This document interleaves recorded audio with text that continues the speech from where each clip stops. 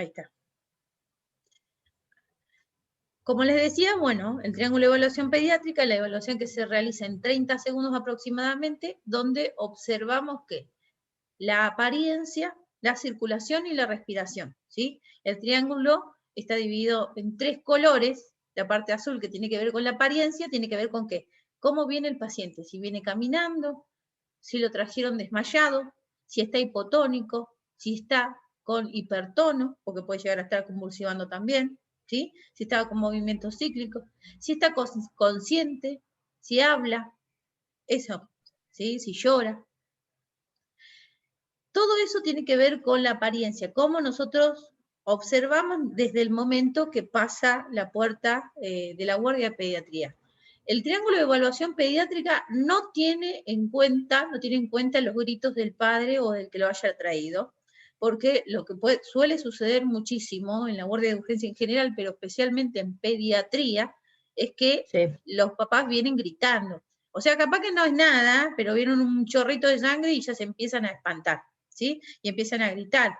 O muchas veces porque el chiquito se tragó una bolita, ¿sí? Y se les da miedo porque nosotros sabemos lo que puede llegar a pasar con una broncoaspiración con un cuerpo extraño, ¿sí? Pero si el chico viene como así asustado o llorando o caminando, sabemos que ese chico está respirando. Si llora, sabemos que respira. ¿Se entiende? Entonces, justamente lo que tiene en cuenta el TEP no es a los gritos del padre desesperado porque el chico se tragó algo, ¿sí? Y porque en un momento hizo así, pero después empezó a llorar y todo lo demás. Si no, nosotros vamos a observar a ese chico. Si camina, si está reactivo, si está llorando. Si está llorando, está respirando. ¿Se entiende lo que quiero decir? Porque ahí nosotros primero miramos al chico. Y atendemos, tranquilizamos al padre como diciendo, no, tranquilo, no es nada, no pasa nada, está respirando, ¿sí? Y procedemos con el chico, ¿sí? ¿Se entiende? En el caso contrario, sí que ingrese el chico en apariencia desmayado, ¿sí? Hipotónico, ya es otra cosa. Ya sabemos que el lugar de destino para ese chico, ¿cuál es el shock room, en apariencia. ¿Mm? Pero bueno, siguiendo con el triángulo de evaluación, y porque yo quiero que lleguemos digamos, a la crisis asmática, lo siguiente en la observación es la respiración, que es la parte verde del triángulo de evaluación pediátrica, que lo que valora es, por ejemplo, la forma y la mecánica respiratoria del niño, ¿no? Por ejemplo, si el chico cuando respira cabecea. Esto se llama cabeceo, ¿sí? Tiene que ver con una mecánica respiratoria bastante mala, ¿sí? Eso es indicio de una dificultad respiratoria bastante grave. Ahora, también está el hundimiento external, ¿sí? El movimiento de esta zona. Perdón, external es esta. Pero después estoy hablando del hundimiento clavicular, ¿sí? El intraclavicular también, ¿sí? Cuando vemos que se respira el chico y acá se hunde, y acá también, en esta parte. Eso también me está hablando de una gran dificultad respiratoria. Otra cosa también es ver el sensorio del chico que está hipóxico, ¿no? Si cómo camina, si está como perdido, o si lo traen a UPA también, eso nosotros observamos. Y lo más fácil y veloz de verificar es nosotros siempre, además de la saturación, ¿sí? Que nosotros ahora, en la actualidad los enfermeros tenemos saturómetros, que es lo que yo les decía antes. Antes no era algo de uso frecuente y que todo el mundo tenía un saturómetro. No, esto es más de esta época y no de hace tanto, yo creo que menos de 10 años. ¿Sí? Que se empezaron a usar estos oxímetros. El que si antes de los 10 años lo tenía y ya a los 10 años no cualquiera lo tenía, ¿sí? Están los dispositivos en las instituciones, pero nosotros no teníamos este tipo de dispositivos. Entonces, ahí solamente contábamos con nuestra valoración, que tiene que ver con la visualización del paciente, la valoración cefalocaudal. Entonces, lo veloz que podemos hacer es pedirle a esa mamá que le levante un poquitito la remera, ¿sí? Vamos a ver cómo mueve la pancita o si se hunden las costillas, ¿sí? Vamos a valorar la frecuencia respiratoria, ¿sí? Y también vamos a valorar, ¿sí? La mecánica respiratoria, si se hunden las costillas, si pancea mucho, ¿sí? Y todo esto que yo acabo de mencionar. Además de las sibilancias, o si hay pequeños ronquidos, ¿sí? Todo eso, a veces cuando un chico viene con dificultad respiratoria severa, se escucha ya a 2 metros que está respirando mal porque empieza como unos chillidos y quejidos, ¿sí? Y todo eso nosotros tenemos que saber valorar. Ahora, voy a hablar de la saturación. Como yo les dije, antiguamente no existía, éramos más de visualizar, a ver la presencia de cianosis también, ¿sí? Nosotros valoramos en la respiración, era más el control visual que la saturometría. Lo que sucede mucho en enfermería, y esto lo digo, no lo quiero decir como crítica, pero sí que lo tengamos en cuenta como aprendizaje, es que la gente utiliza el saturómetro y se queda con el primer valor que arroja o lo deja, no sé, 10 segundos y lo retira, ¿sí? Cuando nosotros hacemos saturometría a un paciente, a un niño que ingresa a la guardia, que ya dice, la mamá dice, está agitadito, ¿sí? Pero no estamos hablando de la urgencia en este caso, sino el chico que viene a la guardia por un síndrome broncoobstructivo que no es grave, pero la madre dice, está agitadito. ¿Nosotros cómo verificamos? Sí, con la valoración de la mecánica respiratoria, ¿sí? Esa es una, y la otra es la saturometría. Ahora, nosotros cuando colocamos el saturómetro no es que lo ponemos 10 segundos y ya está, listo, ya tenemos el valor. No, lo tenemos que dejar por lo menos 1 minuto y vamos a observar la saturación. Si me da 98, ¿está todo bien? Pregunto yo. ¿Qué piensan ustedes? Sí, si está 98 está perfecto. ¿Seguro? Y 98, 99, ese es parámetro normal en un saturómetro así de manual, marca hasta 98, 99. 100 marcaría en Sí. un monitor. Pero no es lo que yo estoy preguntando, porque hay que tener 2 cosas, salen en el saturómetro, la frecuencia cardíaca y la saturación, ¿sí? Dentro de, si hablamos de saturación normal, estamos hablando de mayor a 94, ¿sí? Que está dentro de los parámetros aceptables, que es lo que decís vos, Maru, está bien, ¿sí? Pero siempre tiene que haber una relación de la saturación con la frecuencia cardíaca, teniendo en cuenta la edad de ese chico, ¿no? Porque recuerden que en las clases anteriores nosotros vimos los parámetros vitales de los niños según la edad, que después revisen las clases anteriores, que ahí está, que está todo ahí grabado, ¿sí? Tiene que haber una relación entre la saturación y la frecuencia cardíaca, porque el chico puede saturar 98 y decimos, está saturando bien, porque lo dejamos el 2 segundos y dijimos, satura 98, listo, ya está, lo sacamos. No, hay que dejar el saturómetro un minuto y, por ejemplo, si satura 98 y tiene 155 de frecuencia cardíaca, lo que me está diciendo es que su metabolismo, su mecanismo compensatorio para resolver, para que ese chico no tenga, para que el cerebro no se ponga hipóxico, o para que su organismo no se ponga hipóxico, es acelerar los latidos del corazón, o sea, acelerar el gasto cardíaco y también la circulación para oxigenar todos los tejidos, ¿sí? Porque el intercambio gaseoso no es eficaz, o sea, no hay buen ingreso de oxígeno y aire en ese niño y entonces necesita acelerar la respiración y también el ritmo cardíaco y el bombeo para oxigenar todo el tejido, ¿sí? Entonces, Los lo que músculos ocurre... accesorios también un poco utilizan. Sí, por eso es importante que cuando saturamos, miremos, satura 98, pero ¿con cuánta frecuencia de cardíaca? ¿Se entiende? Porque si satura 98 y tiene 155 de frecuencia cardíaca, como yo les acabo de mencionar, no quiere decir que ese chico esté bien, ¿eh?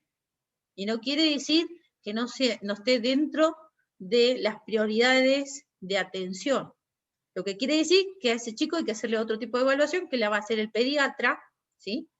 Lo va a ocultar, ¿sí? Que lo principal es la ocultación y también tener en cuenta el parámetro de la frecuencia cardíaca y la saturación, ¿sí?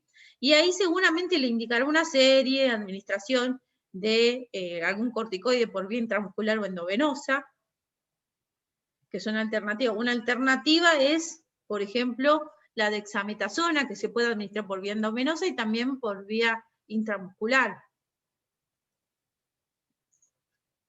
Y después la otra alternativa es la hidrocortisona. Pero que la hidrocortisona solo se debe administrar por vía endovenosa. Algunos la administran por vía intramuscular, pero no es recomendable porque la absorción no es buena y puede llegar a ocasionar lesiones en el tejido adiposo, ¿sí? O en el tejido muscular también. Y duele muchísimo. Entonces, lo ideal es la administración endovenosa y lenta, porque también, si se administra de forma veloz y mal diluido también, puede llegar a provocar náuseas, ¿sí? Vómitos, malestar estomacal, dolor de cabeza, mareo, hipotensión, ¿sí? Además de que es súper nefrotóxico, ¿no? Pero bueno, entonces por eso la administración tiene que ser lenta y por vía endovenosa, aproximadamente en 30 minutos, ¿sí? Y según la dosis, se diluye también en solución fisiológica, porque tampoco lo vamos a diluir en día y lo pasamos en bolo, no, lo rediluimos. Eso para aclarar, ¿sí? Pero bueno, volviendo, digamos, digamos, al triángulo de evaluación pediátrica, ¿sí? Nosotros terminamos con la valoración respiratoria, que haciendo una buena saturometría en 1 minuto, teniendo en cuenta la relación de la frecuencia cardíaca según la edad del chico, ¿sí? Y la saturación, o sea, que sature 99, 98, 97, 96, no quiere decir que esté todo bien. O sea, está bien, sí, satura 98 y tiene una frecuencia cardíaca de 89, está bien. Pero si satura 98 y tiene 145, o 125, o 115, si está taquicárdico, hay algo que no está bien, ¿sí? Que no está bien en ese chico, y entonces necesito otro tipo de evaluación, ¿sí? Para ver si el intercambio gaseoso es eficaz, ¿sí? Y quería aclarar esto, porque para que no cometan ese error de hacer la saturometría en menos de 1 minuto, porque no sirve, ¿sí? No sirve, no es un dato real, ¿sí? Bueno.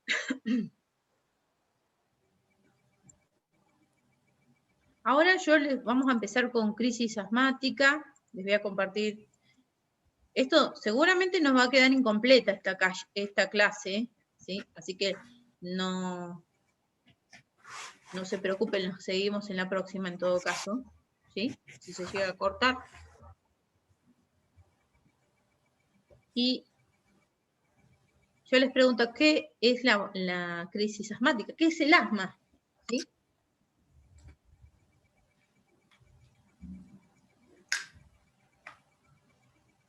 No se te escucha. Es una enfermedad obstructiva pulmonar. Sí, que es más bien inflamatoria, ¿sí?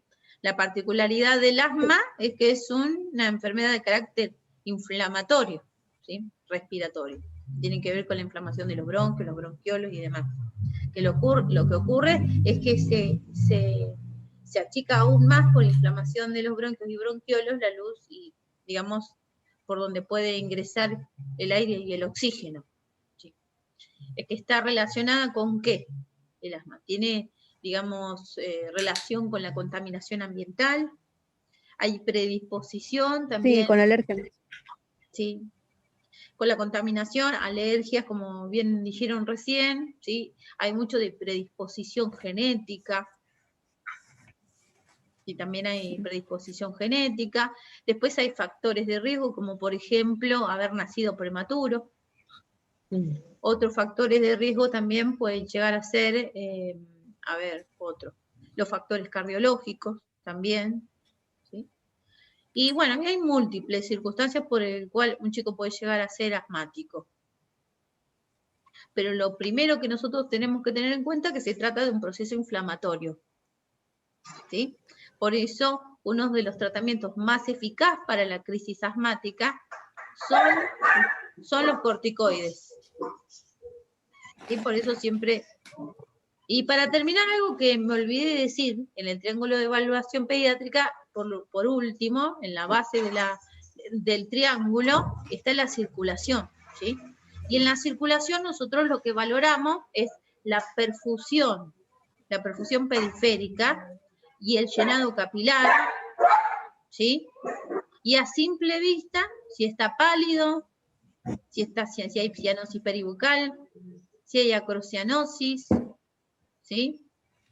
O también, viendo el tema de la circulación, si hay presencia de hematomas, de moretones, si la piel está marmoleada o reticulada, ¿sí? O de color terroso. Todo eso se valora en lo que tiene que ver con la circulación, ¿sí? Para terminar eso que me estaba olvidando.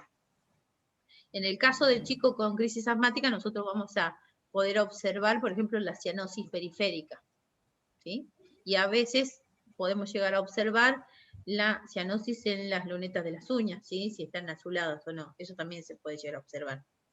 Una recomendación, hablando también para agregar en saturometría, es que si el chiquito tiene las manitos frías, lo ideal es calentársela, porque si no, no vamos a tener un buen registro de perfusión, de la oxigenación, ¿sí? Eso para tener en cuenta. Bueno, volviendo al tema del asma, ¿sí? Se puede decir que la crisis asmática está dentro de las prioridades de urgencia en una guardia de pediatría, y son los casos más frecuentes en primavera, por ejemplo, ¿sí? En invierno, y como ya les dije, hay factores climáticos también que pueden llegar a predisponer a las crisis asmáticas. La morbimortalidad, o sea, muchas veces se da, o sea, el caso de las muertes por crisis asmáticas están más relacionadas con la infravaloración de la gravedad, que tiene que ver con subestimar la gravedad del episodio, que esta subestimación puede ser de parte de quienes, especialmente de las familiares, ¿no? De los padres del niño, que por ahí no lo vieron como, dijeron, tiene moquito, está así, que está agitadito, y como que no era muy importante, y ya cuando lo llevaron era bastante complicado, ¿sí? Difícil de revertir. En esos casos hay, digamos, incidencia de morbimortalidad, pero generalmente es baja, ¿sí? Otro, digamos, de las causas que tienen que ver con la morbimortalidad es, acá dice, tratamiento insuficiente, que quiere decir por ejemplo, que ese chico ya venía haciendo crisis asmáticas desde edad muy temprana, pero nunca tuvo un control con neumonólogo ni tratamiento, ¿sí? Y lo que suele suceder con los chicos digamos, que tienen estas características de padres que por ahí no pueden acceder al servicio de salud porque están muy lejos, o ahora, por ejemplo, tenemos la pandemia y un montón de chicos que no están teniendo control, ¿sí? Porque no tienen acceso. Entonces, no tienen un buen control neumonológico y bueno, se pueden llegar a complicar en caso de una crisis asmática, y más relacionado con el COVID, ¿no?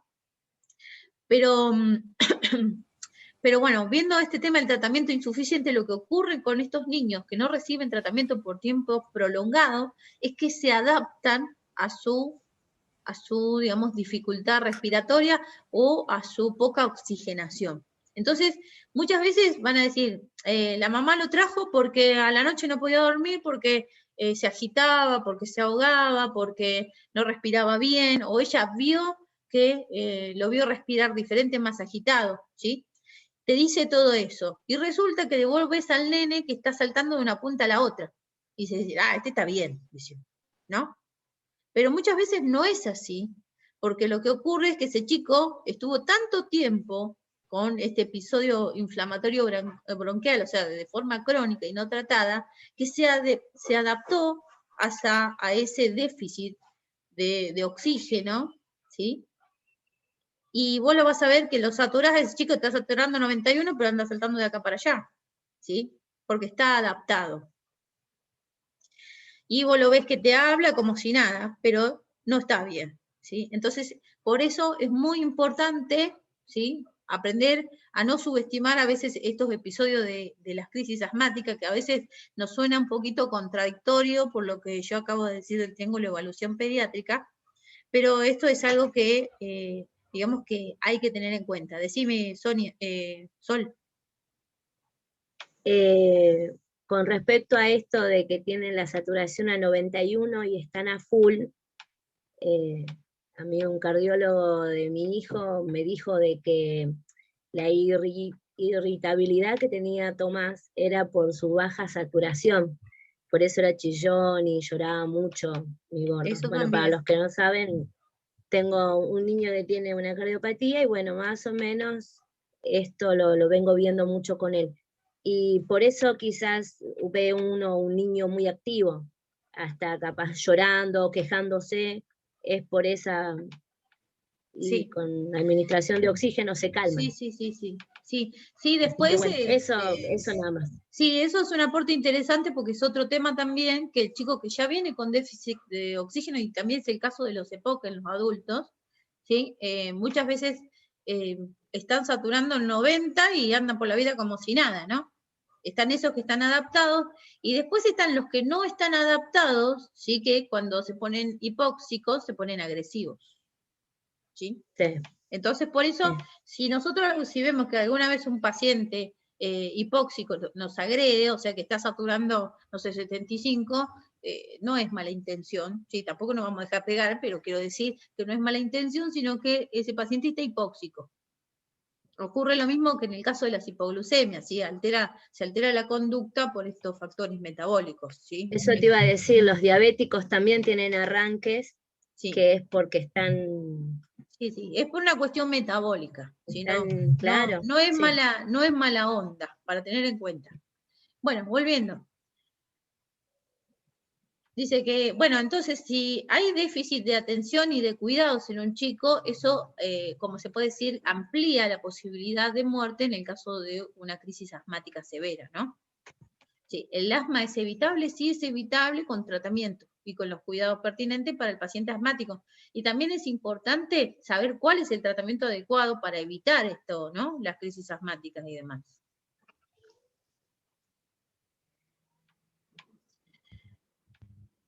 Bueno, acá dice, cualquier niño afecto de asma, o sea que nunca tuvo asma, puede llegar a desarrollarlo.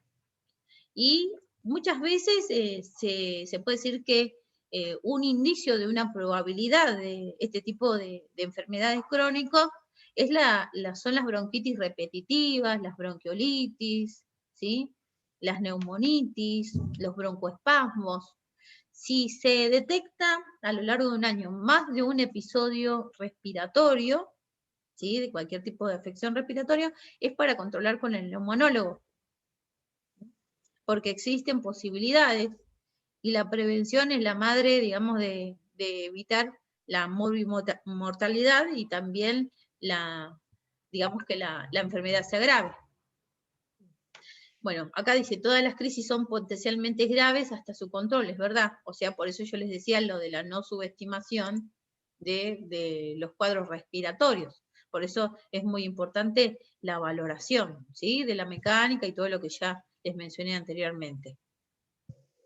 Bueno, dice, la mayoría de las crisis asmáticas siguen un curso progresivo. Y eso es así, ¿sí? Porque empieza de leve a moderado a grave, si no se trata. Y acá dice, la mayoría de las crisis son evitables. Sí, son evitables con tratamiento preventivo, con cuidados pertinentes. Hay veces que no, pero la mayoría de las veces sí, con todos los cuidados preventivos.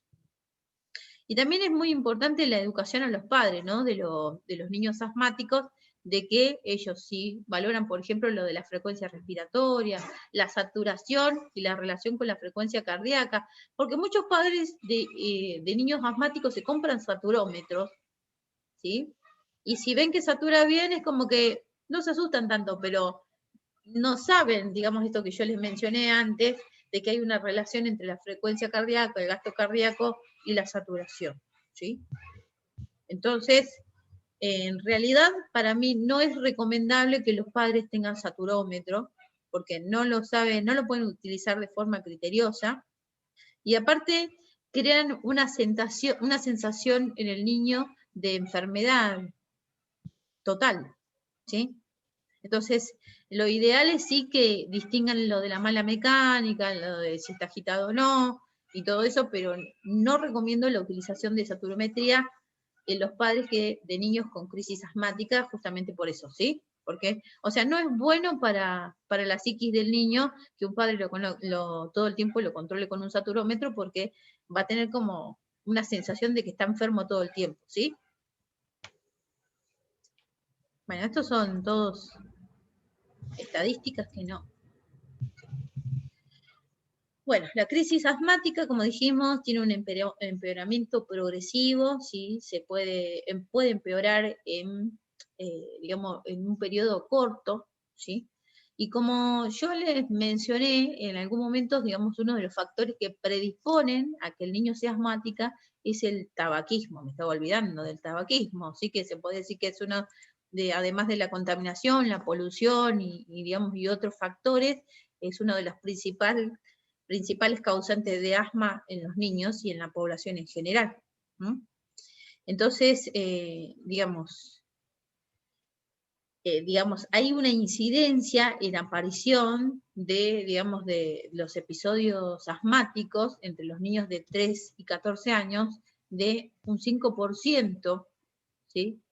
En otoño, aproximadamente. Igual hay estudios que dicen que por lo menos un 25% de la población infantil tiene asma, ¿sí? Bueno, y después la internación y la incidencia habla, digamos, de cuánto puede llegar a ser un 20% de la internación de la población hospitalaria infantil está internada por crisis asmáticas que no se pudieron controlar de forma particular, ¿sí? Un 10% puede llegar a terminar en terapia y otro en cuidados, y un 89% en cuidados, digamos, domiciliarios.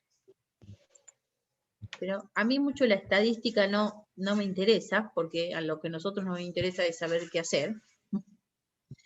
Y lo que tenemos que saber es diferenciar los signos y los síntomas de los episodios, digamos, respiratorios como la crisis asmática. La principal es la disnea, la dificultad respiratoria, que está relacionada con esto de la mala mecánica, el aleteo nasal también, ¿sí? Las sibilancias, el movimiento, el cabeceo, ¿sí? El hundimiento, el esfuerzo intercostal, ¿sí? Todo eso nos está hablando de disnea, la presencia de la tos. Algo que nosotros tenemos que saber sobre la tos es que la tos es una defensa del organismo para liberar las vías aéreas. Y la tos no siempre ocurre solamente cuando hay cuerpos extraños, que el cuerpo extraño a veces puede ser el moco, ¿sí? Las secreciones, para expulsar las secreciones. Por eso no es bueno que los niños tomen estos jarabes para frenar la tos, porque este reflejo se puede decir, se deprime y las secreciones se quedan acumuladas en los pulmones y ahí se producen las neumonías, neumonitis y demás.